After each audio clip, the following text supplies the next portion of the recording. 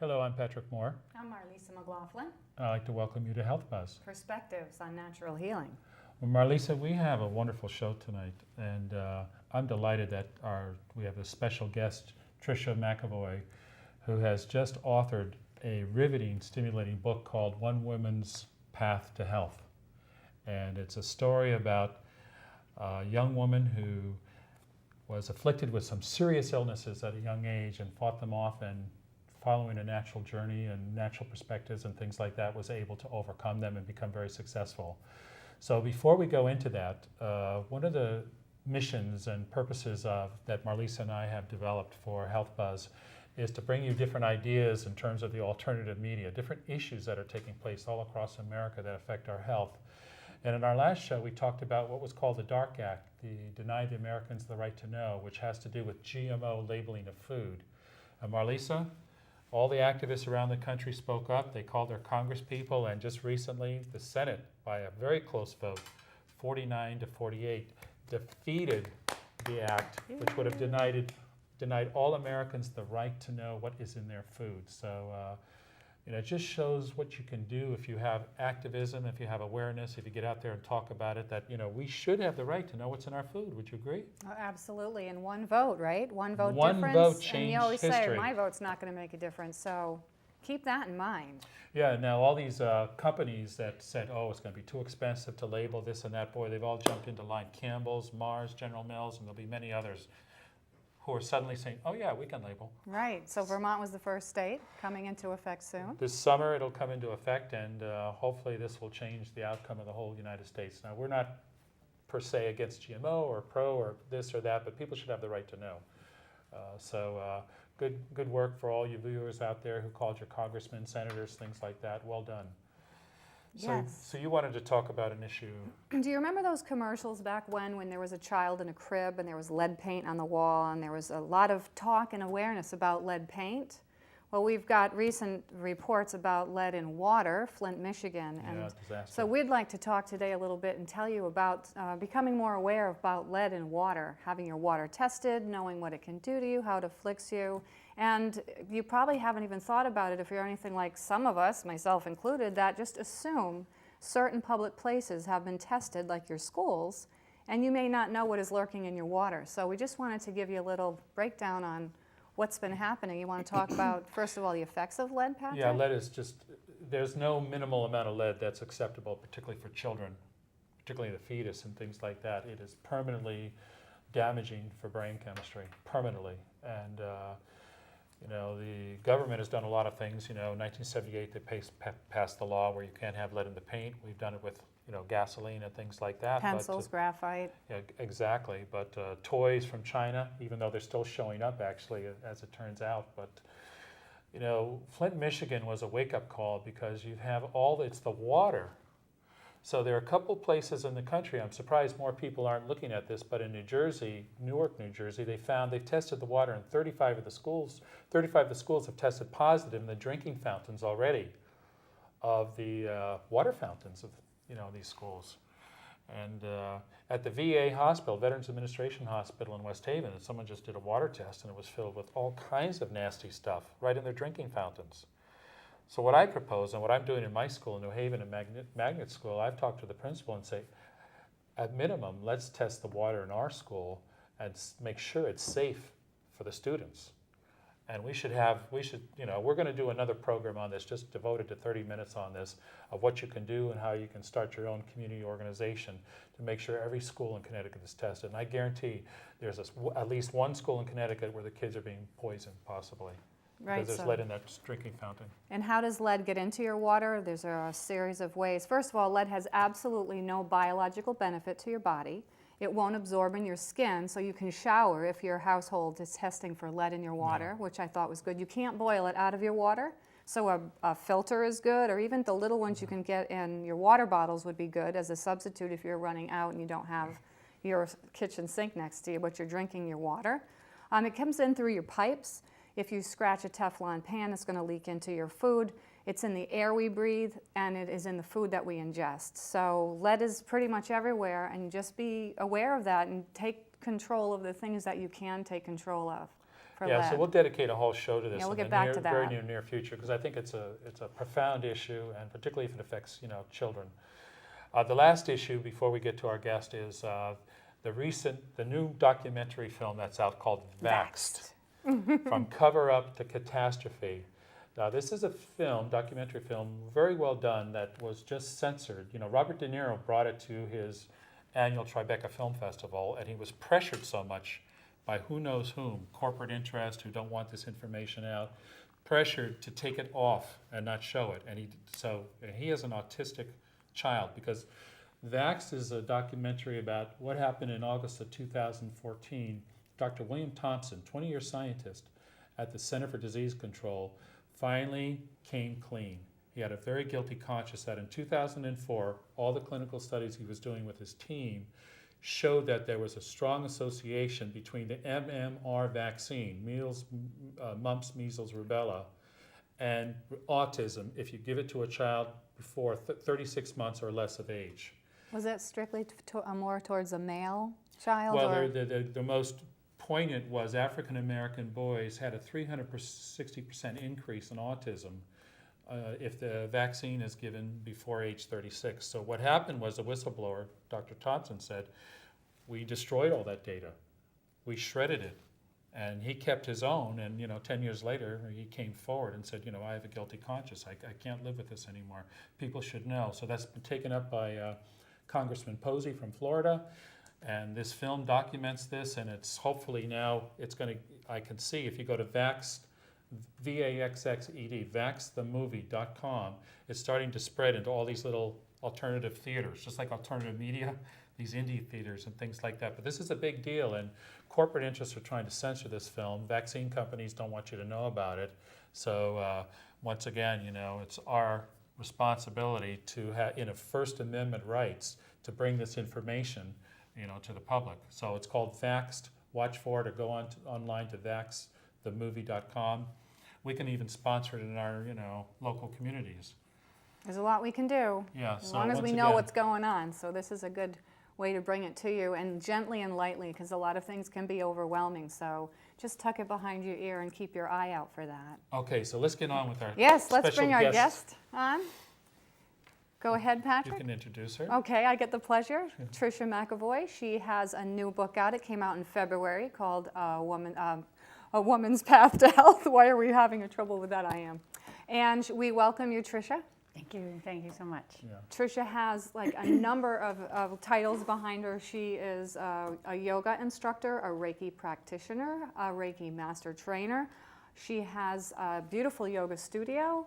She's a health coach. And her book will reflect a lot of her governing principles that came from the inside out. So we look forward to that. And her studio was recently named by the Day newspaper, the Reader's Poll, 12 years you've been in business, but the best yoga studio in southeastern Connecticut. So Yes, for 2016. wow, so 2016. congratulations to the great work you're doing there. Thank That's you. fabulous. So Thank you. welcome aboard. Thank Welcome you to so Health much. Buzz. So this is a fantastic book. I've read it twice. One Woman's Path to Health is extremely riveting and inspiring.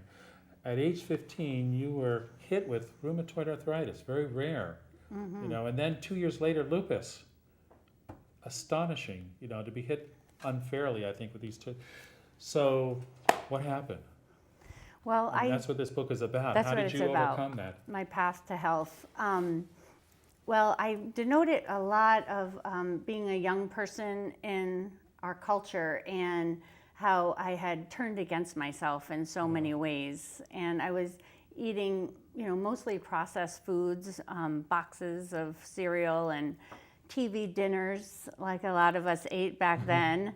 Along with copious amounts of sugar products that really, that's what I feel really depleted my immune system so much that caused these diseases to arise at such an early age. Yeah. You mentioned a buzzword, inflammation, that's going on right now. So can you relate that to sugar? Yes, there are several types of foods that are inflammatory for the body, and sugar is one of those inflammatory foods. So it's not true for every single person, but many people, when they eat sugar, there's a cellular inflammation, which is it's actually a new science, and they haven't yet learn to detect that until it inflames into a disease. Yeah. And so it could be like mine was lupus or arthritis, but it could also be MS and fibromyalgia. There's all these diseases that are caused from inflammation. Yeah, I think science today, as even cardiologists, are looking more and more on inflammation as being one of the key drivers of all kinds of diseases. And one thing about sugar is, if you go back to the year 1900, the average American consumed about 5 pounds of sugar a year. What would you think it is today with corn I syrup can't and even all those imagine, additives? because it's Take- in places you don't even know Take you a have. guess. From 5 pounds to how many pounds today? 17. 17? 25? It's 150. No way! A year? Oh, yes. Oh, I didn't know It's that. estimated to be 150 pounds. Wow. Yikes! So if you go back to the year 1900, there were very diabetes, obesity, these were rare. Yeah. Cancer, or even heart disease wasn't that common. And autoimmune was almost unknown. Right. So we changed our diets, right? And so you attribute some of these development of the illnesses in terms of the inflammatory process, bad diet, bad food, and things like that. Yes. So you were on medications for a long time, were you not? Yeah, I started at age 15 on anti-inflammatory medications, and I took them for 11 years. And just reviewing the complications and side effects that these medications had, I realized that I didn't want to live my life on them. So I chose a different path than most, and I started using more natural products. And I was introduced to yoga at that time too, which made a significant change in my life and the way I thought about myself too.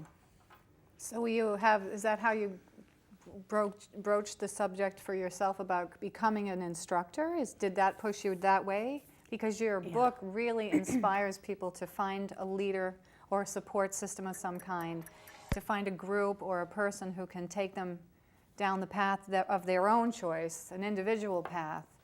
So I would say your studio is a really good place that you might want to share with our viewers. Frank, could we see the video perhaps and welcome people to Blissworks Studio in New London, #1 in southeastern Connecticut? Yeah, we Viewers started poll. Blissworks in 2004, and we've been in downtown since then. And we offer alternative therapies there, and that's where I'm doing my health coaching too. But it is important to have a teacher or an advocate with you as when you're trying to make big changes in your life or small changes in your life. It's like if you try to make too big of a radical change, those usually don't stick. So what I advocate is, taking a step in the path and finding out what that path is, because it's individual for each of us.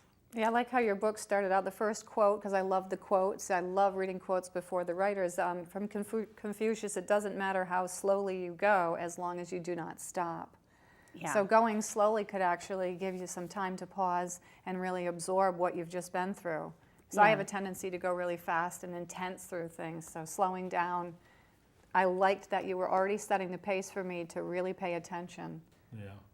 So why yoga? I mean, you could have chosen track and field, Tai Chi. Yeah. I mean, all different Qigong, they're all different modalities. What is it about yoga? What is yoga? And what does it do for you? Yeah, one of my best definitions of yoga that I like is that yoga is remaining calm in uncomfortable situations.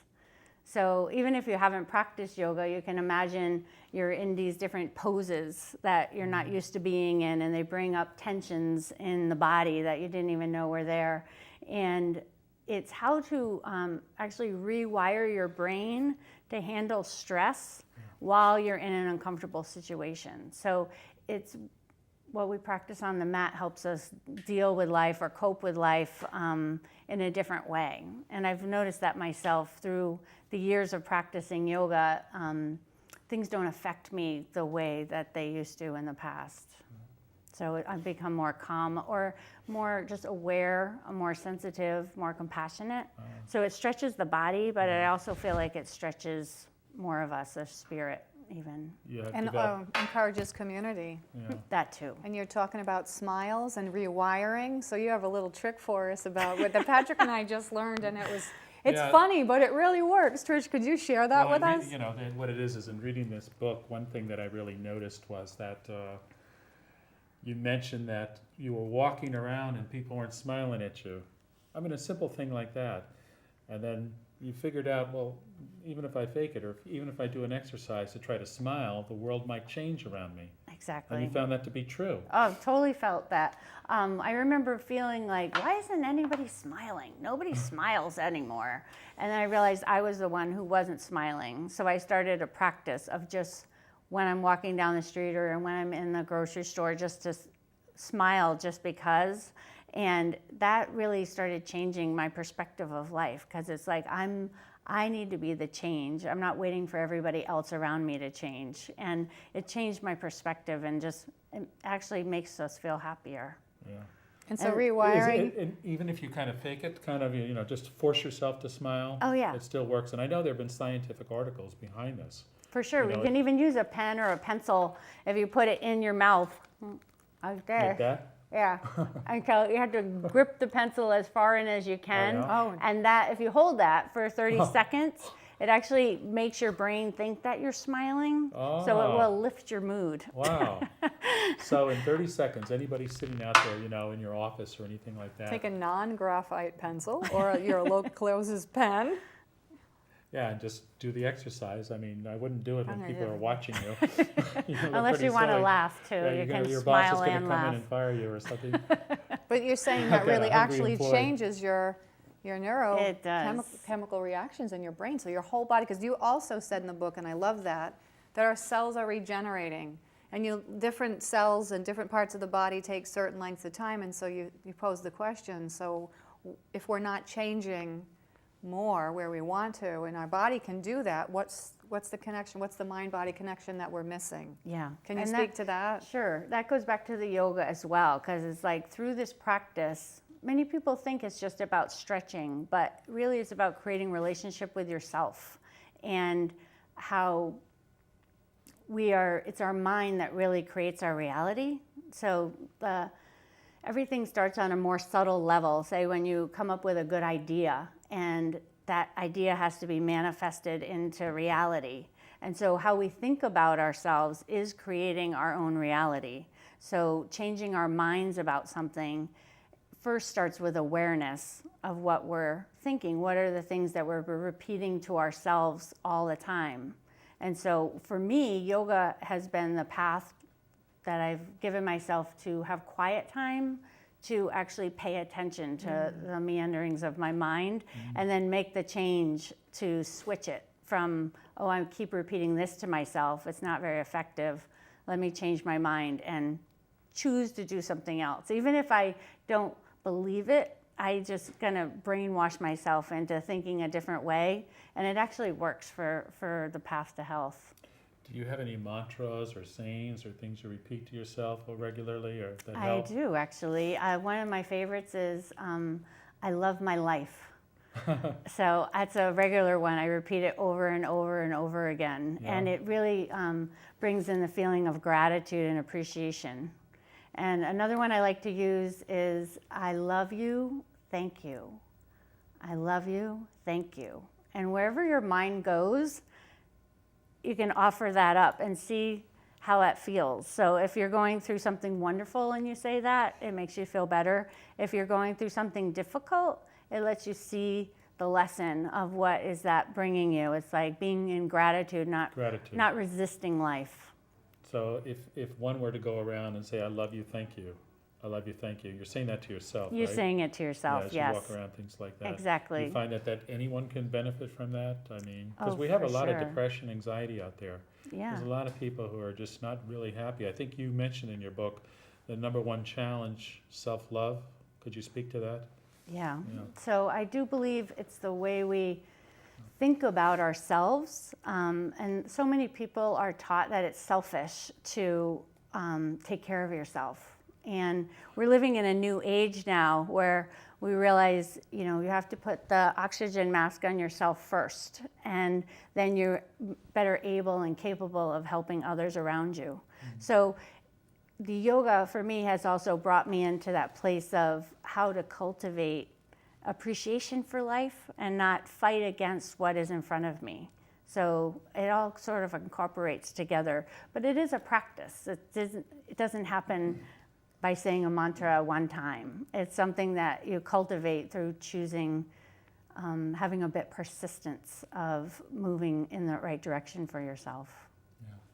So I was just having a thought that you started off very young in the book and you were talking about habits that built up over a long period of time. So those were bad practices. So where was your turning point, where the point of resistance where your body said, that's it, here and no more, I'm going down on you, and if you don't pay attention, things are going to get really bad. Yeah. You had an event? I had an event when I was 15 that I write about in the book, where I was at the beach with my sister and I was playing in the waves. She was on the beach and it felt like I got the wind hit out of me and I couldn't breathe. And I remember staggering to the shore and I see her running down the beach with this towel. So I was like, oh, I must look terrible. So I was covered in white blotches and I really had lost my breath and I wasn't able to take a breath. And that was my first reaction to the autoimmune disease, where I had this big episode. And, from there, it was a couple years later that my sister had given me a book on lupus. And it was a terrible story. Lupus is a terrible disease, and I wish it upon no one. But when I was reading that book, I realized this is not the life I signed up for. Yeah. And it really was that point. I was probably 18 years old at that point, and it took a couple more years for me to actually start a more natural healing path. But it is changing your mind. Really, what you believe is how you create your own reality. Just on changing your mind, for our viewers out there, autoimmune diseases are when your body is actually turning against itself and actually attacking and breaking down your own tissue. And it's been my experience that there's a deep emotional component to a lot of these autoimmune illnesses quite often. I mean, there are other things, vitamin D deficiency and diet, infection, things like that, but the emotional, where actually your thoughts are, it's like an emotional inversion. Emotional autoimmune, you're actually turning against yourself. Negative thoughts, negative thoughts, negative thoughts.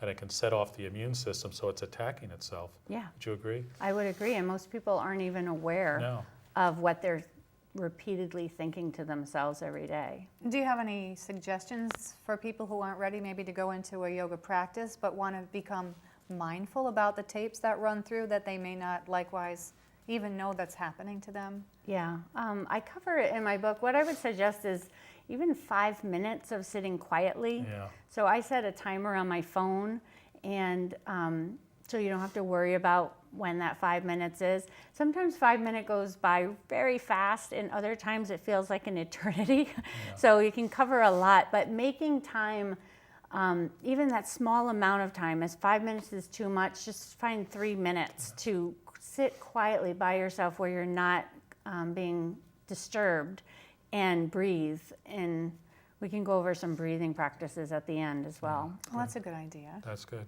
Yeah. Okay. And foods, very important. You changed your diet. You did it slowly, right? You started to remove processed foods. Yeah. Now, many people wonder, what exactly, we know the word processed, but what's the spectrum cover? Like, what is a processed food?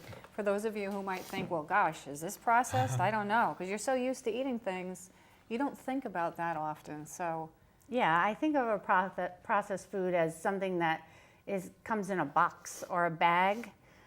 Maybe not rice, because if you're getting brown rice, that's unprocessed rice. But white rice has been refined, so some of the nutrients have been taken out of the grain. So anything white is a processed food. So like flour is processed, but there's many different kinds of flour now. So it's not just wheat flour, but also quinoa flour. We talked about when you go to the supermarket. Right. Go on the outside. That's where all the live, fresh foods, vegetables, fruits are. And internally, is you have more of the processed, refined, packaged foods, things like that can basically stay on a shelf for years and years and years. Exactly. Live food tends to fall apart. You have to eat it fresh. Right. So this has been fantastic, really. Your journey is amazing. Not everyone could do what you've done. And then to sit down and actually write about it. I actually spoke with Tricia before the December holidays, to have her come on because we talked about the microbiome and your gut health. And Tricia couldn't come on then, and you said it's not right Yeah, not yet. I need a little bit more time. And then the next thing I know, here comes the book. And I called you up and I said, you didn't tell me you were writing. And you said, because I wasn't. It happened so fast. It poured out of you. It was such a cathartic healing process, you said. It really was. So really amazing, and inspiring. your book not only, good point, your book not only goes into, you know, different foods, it goes into different supplements and things like that, hydration, superfoods, lifestyle, the emotional component. So it touches on so many different aspects of healing, you know, that you've gone through. So would we be able to? Can I could just do one really quick Oh. point that I think is really Yeah. important, because we talked about lead in the water, but most of us know and want to try to drink our regular amounts of water, what we need for our body weight. But we found something in your book that really surprised us, that you can drink too much water, because what happens? Sure. If you, Yeah, it actually can mess up your brain chemistry when you're drinking too much water. And it's moderation in everything. Right. But the book, I wrote it as a jumping off point for people. So it introduces a wide range of topics, but it gives you a little taste of each thing that has helped me along my way, and that can hopefully help others as well. So could you teach us a little yoga exercise? We have a couple Yeah, guests. Carlina, for sure. Joel, would you come up? Good. So I thought we could do a 3-part breath, as good they idea. call it in yoga. And this is a practice of Let me introduce Yeah, Joe yeah. Koleski, Carlina Moore. Say hi. Hi. Okay. So the 3-part breath is a way to learn how to breathe more consciously. And if you think about your lungs like filling a glass of water, so you're going to fill the bottom lungs first, and then the middle lungs, and then the top. And as you breathe out, it goes from the top all the way down to the bottom. So we're going to do different hand positions. First, you'll start with your hands at your low belly. And if you're at home, you might want to close your eyes, and that can allow you to be more sensitive into your touch. And so as you inhale into your fingertips and actually feel the abdomen expand into your own touch. And as you breathe out, see if it draws in. You want the emptying of the breath to pull it in. And then try that again. Inhale and expand through the lower abdomen. And as you breathe out, let it soften. And then that builds on the next step. So if you bring your hands to the outer ribs, first you're going to breathe into your abdomen first, and then to the outsides of your ribs as they expand, and then soften the rib cage on the exhale and draw your belly button in. Try that one more time. Open with the breath of the belly and then the ribs. As you exhale, the ribs and then the belly. And the third part of this breath is to the top of the chest. If you place your hands lightly on the top, breathe into your belly, then the sides, and then all the way to the top. You'll feel a lift and a lowering as you exhale. Try that one more time. One more full breath in, all the way to the top, and all the way to the bottom.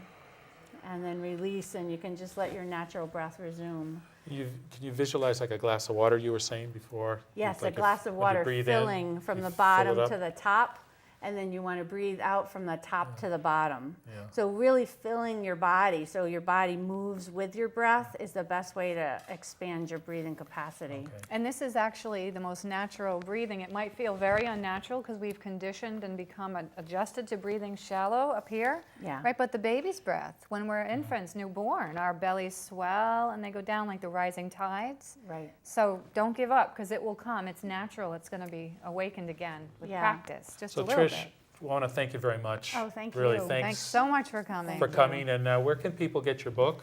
Well, it is available on Amazon.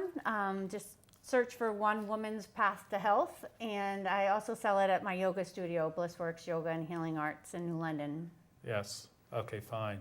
So, and you are available for, 7 days a week, right? You're open? Yeah, we're open 7 Which is days. amazing. Are you working We're- 7 days a week? I don't work 7 days. No, Okay, I need fine. rest time. But we do have classes every day.